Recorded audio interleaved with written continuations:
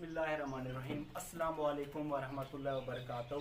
Dear students, हम लोग BSc की मैथमेटिक्स को डिस्कस कर रहे हैं और बीएससी की मैथमेटिकल मेथड की जो बुक है हम लोग उसकी एक्सरसाइज सॉल्व कर रहे हैं 2.1। ठीक है, इससे पहले जो लेक्चर्स हो गए हैं उसमें मैंने आप लोगों को क्वेश्चन नंबर 1 से लेकर 3 तक सॉल्व करवा दिए थे। अभी हम जो क्वेश्चन करने वाले हैं यहाँ पे वो है 4 की पहले स्टेटमेंट को समझ लेते हैं, फिर उसके बाद हम लोग इसको प्रूव करेंगे। वो कहते हैं इज जी किसी नॉट ऑपरेशन के तहत, जी की किसी नॉट ऑपरेशन के तहत क्या ये ग्रुप है, इसको प्रूव करना है हम लोगों ने, ग्रुप है या नहीं है। Where zero is defined by, वो कहते हैं जीरो जो है ये वाला जो ऑपरेशन है इसको हम लोग कैसे डिफाइन कर रहे हैं कि कोई दो नंबरों को इस तरीके से ऑपरेशन करें तो ये क्या किसके बराबर आता है, रिजल्ट इसका 0 के बराबर आता है। मतलब ये वाला ऑपरेशन, इसको मैं नॉट पढ़ रहा हूँ, जब ये दरमियान में आ जाता है कोई दो एलिमेंट्स हैं तो उनका रिजल्ट किसके बराबर हो जाता है, 0 के बराबर आ जाता है। तो यहाँ पे वो कहता है for all a b belongs to G. तो इसका सोल्यूशन आप लोगों को पता है कि जी क्या होता है, सेट ऑफ इंटीजर्स। जी क्या होता है, सेट ऑफ इंटीजर्स के बराबर होता है। तो सेट ऑफ इंटीजर्स में कौन कौन से सेट आ जाते हैं, 0 plus minus 1 plus minus 2 plus minus 3, इस तरीके का सेट आ जाता है। ठीक है, इसमें तो अब हम लोगों ने क्या प्रूव करना है कि ये ग्रुप है या नहीं, ये हम लोगों ने चेक करना है। यहाँ पे जो ऑपरेशन वो डिफाइन कर रहा है वो क्या कहता है कि ए ऑपरेशन बी किसी के तहत किसके बराबर है, इसका रिजल्ट 0 के बराबर है। गिवन दैट,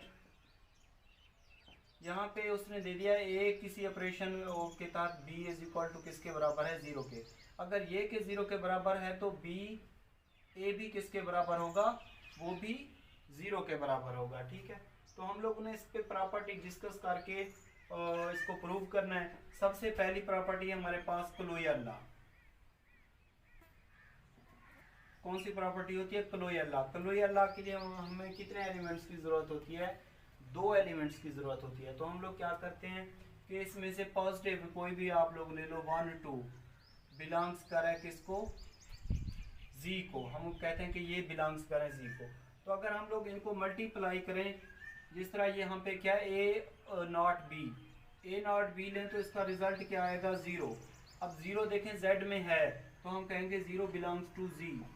अब ये क्लोजर लॉ प्रॉपर्टी तो सेटिस्फाई हो गई। ठीक है, इसके बाद हमारे पास प्रॉपर्टी होती है एसोसिएटिव लॉ। एसोसिएटिव लॉ के लिए हमारे पास जो एलिमेंट्स की जरूरत होती है वो 3 एलिमेंट्स होते हैं। हम ले लेते हैं 1 2 और यहाँ पे 3 बिलोंग्स करें जी को। तो इसको एसोसिएटिव लॉ का जो फार्मूला होता है वो क्या होता है कि ए सी इज इक्वल टू इसके बराबर होता है। ठीक है, ये एसोसिएटिव लॉ का जो मतलब उसकी प्रॉपर्टी होती है उसको इस तरीके से लिखते हैं। तो अगर हम लोग इसको मल्टीप्लाई करें, ये ए है, ये बी है, ये सी है, तो हम इसको ऐसे लिख सकते हैं 1 2 और ये सी 3। ठीक है, इज इक्वल टू 1 2 और यहाँ पे 3। तो अब आप लोग चेक करें कि जब हम लोग इसको सॉल्व करेंगे तो ये फिर भी क्या करेंगे, बिलोंग्स करेंगे इसमें एसोसिएटिव लॉ में, ये भी बिलोंग्स कर देंगे एसोसिएटिव लॉ, मतलब वो ये जेड में बिलोंग्स कर जाएंगे ये वाले, जब इनको हम लोग सॉल्व करेंगे। कैसे से बिलोंग्स करेंगे, ये देख लें 2 एलिमेंट्स का रिजल्ट किसके बराबर है, 0 के बराबर है, तो ये 0 आ जाएगा यहाँ पे। इसी तरह 2 एलिमेंट्स का रिजल्ट किसके बराबर है, 0 के बराबर है, और ये तो 0 इज इक्वल टू यहाँ पे इन दोनों का रिजल्ट क्या आएगा, 0 आ जाएगा। तो 0 बिलोंग्स कर है जेड में, तो हम कहेंगे ये एसोसिएटिव लॉ प्रॉपर्टी क्या हो जाएगी, सेटिस्फाई हो जाएगी। उसके बाद थर्ड हमारे पास प्रॉपर्टी होती है identity law. Identity law, identity law में क्या होता था, अगर आप लोग जो ग्रुप वाला मैंने आप लोगों को टॉपिक करवाया था और उसकी प्रॉपर्टी डिस्कस करवाई थी, तो उसमें क्या था कि अगर 1 को हम लोग a से मल्टीप्लाई करें या a को 1 से मल्टीप्लाई करें तो रिजल्ट क्या आता था, a आता था, ओरिजिनल, वो ओरिजिनल एलिमेंट्स के बराबर हो जाता था। ठीक है, तो अगर हम लोग इसमें से 1 यहाँ पे कोई आइडेंटिटी एलिमेंट होगा, ठीक है, तो अगर इसमें से मैं कोई 3 ले लेता हूँ कि बिलोंग्स करे सेट ऑफ इंटीजर z को, तो 1 को मैं किसी ऑपरेशन 3 के साथ इसके साथ मल्टीप्लाई करूँ या 3 को 1 के साथ मल्टीप्लाई करूं तो रिजल्ट किसके बराबर आ गया, यहाँ पे 0 के बराबर आ गया। लेकिन आइडेंटिटी लॉ में वो किसके बराबर आ जाता है, ओरिजिनल एलिमेंट्स के बराबर आ जाता है। लेकिन यहाँ पे उसने ऑपरेशन डिफाइन कर दिया है कि इसका रिजल्ट किसके बराबर आएगा, 0 के बराबर आ जाएगा। तो आइडेंटिटी लॉ नॉट होल्ड, यहाँ पे आइडेंटिटी लॉ नॉट होल्ड, ये अप्लाई नहीं हो रहा है इस पे, ठीक है। सो जी किसी नॉट ऑपरेशन के तहत इज नॉट अ ग्रुप, ये हम लोगों ने प्रूव कर लिया कि ये ग्रुप नहीं है, ठीक है। अब हम लोग बात करते हैं इसके क्वेश्चन नंबर 5 की जाने मूव करते हैं। वो भी बिल्कुल आसान है इसी मेथड से इसको सॉल्व करना। जी स्टूडेंट्स, के बाद क्वेश्चन नंबर 5 है यहाँ पे हमारे पास। इसकी स्टेटमेंट कहती है कि पहले इसकी स्टेटमेंट को समझ लेते हैं, उसके बाद हम लोग इसका प्रूव करेंगे। Show that if a group G, वो कहता है किसी भी ग्रुप जी में ये साबित कीजिए such that x dot x, मतलब दो एलिमेंट को मल्टीप्लाई करें तो इसका रिजल्ट आइडेंटिटी के बराबर आएगा। For all x belongs to G, मतलब ये जी के अंदर एक एलिमेंट है एक्स, ठीक है, उसको जब हम प्रोडक्ट लेंगे तो वो आइडेंटिटी के बराबर आ जाएगा। वो कहते हैं यहाँ पे E is identity element, show that G is abelian group. तो हम लोगों ने क्या करना है, जी को अबिलियन ग्रुप प्रूव करवाना है, ठीक है। अब सबसे पहले तो हम क्या करते हैं, लेट करते हैं कि जी बी आ ग्रुप। जी क्या है, एक ग्रुप है, ठीक है। और यहाँ पे एक्स बिलोंग्स करे किसको, जी को। तो क्या दे दिया उसने, x dot x is equal to e, इसको 1 का नाम दे देते हैं। अब क्या करेंगे हम लोगों ने कि ई एक आइडेंटिटी एलिमेंट है, ठीक है, इसको हम लोगों ने अबिलियन प्रूव करवाना है, ठीक है, अबिलियन ग्रुप। तो for abelian group, abelian group prove करवाने के लिए आप लोगों को पता है कि हमें दो एलिमेंट्स की जरूरत होती है। तो अगर हम लोग ले लें ए बी बिलोंग्स कर रहा है जी को, तो ए बी अगर बिलोंग्स कर रहा हो किसको, जी को, तो जिस तरह दे दिया उसने x dot x is equal to e, तो a dot a b equal to e होगा। इसी तरह b dot b is equal to क्या होगा, ई होगा, ठीक है। अगर किसी ग्रुप के अंदर एलिमेंट्स मौजूद हों तो उनका इनवर्स भी एग्जिस्ट करता है। तो इनवर्स हम लोग ए इनवर्स मल्टीप्लाई कर देंगे बोथ साइड, ठीक है,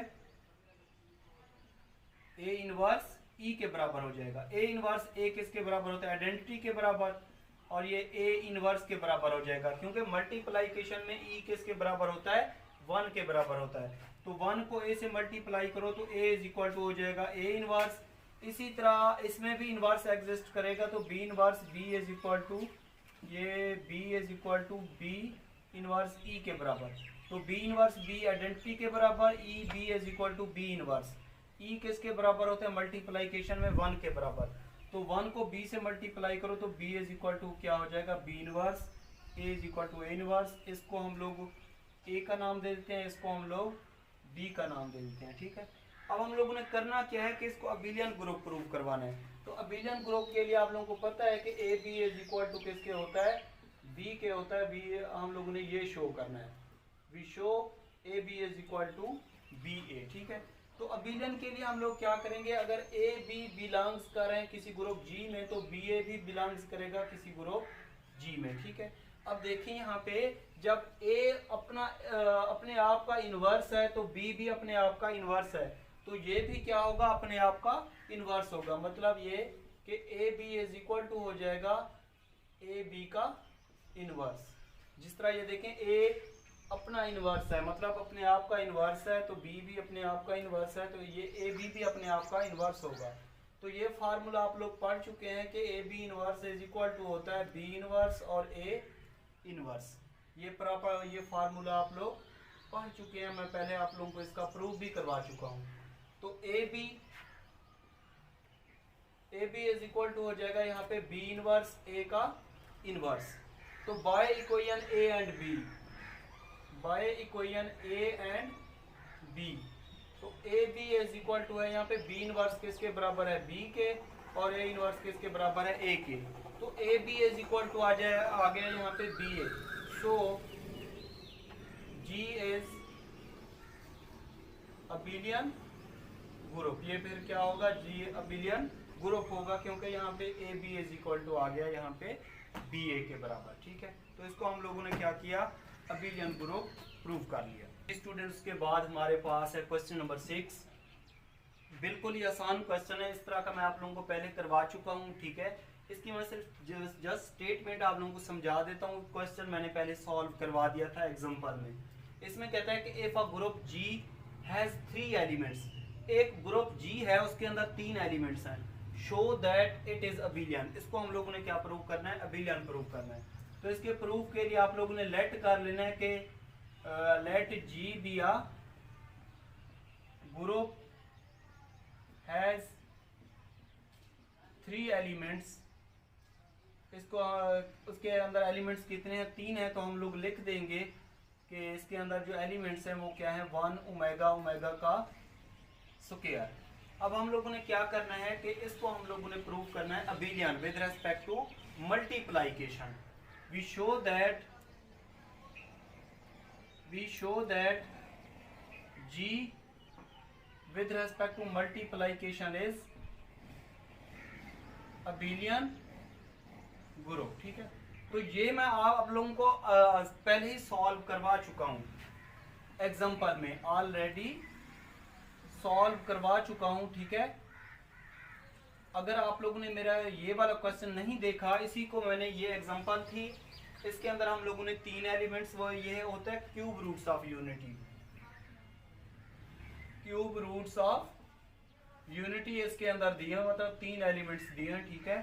इन्हीं को हम लोगों ने प्रूव किया था अबिलियन ग्रुप। तो ये अगर आप लोगों ने एग्जांपल मेरी नहीं देखी, ये वाला सॉल्यूशन इसका आप लोगों ने नहीं देखा, तो ये लाजमी देख लीजिए, ये मैं पहले सॉल्व करवा चुका हूँ। इसके अंदर हम लोग क्या करते हैं कि सबसे पहले इसको ग्रुप प्रूव करते हैं, और 5वीं प्रॉपर्टी जो होती है कम्यूटेटिव प्रॉपर्टी, वो अप्लाई करेंगे इन एलिमेंट्स पे, तो ये अबिलियन ग्रुप प्रूव हो जाएगा, ठीक है। तो ये आप लोगों ने क्या करना है कि इसका मेरा जो लेक्चर है वो लेक्चर नंबर 3 वॉच कर लीजिए।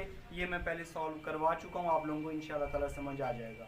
इसके बाद हम लोग इंशाल्लाह ताला जो इस एक्सरसाइज के बकिया क्वेश्चन है वो बाद में सॉल्व करेंगे, ठीक है। अगर कोई भी ऐसा क्वेश्चन जो आप लोगों को समझ ना आया तो कमेंट्स करके लाजमी बता दिया करें।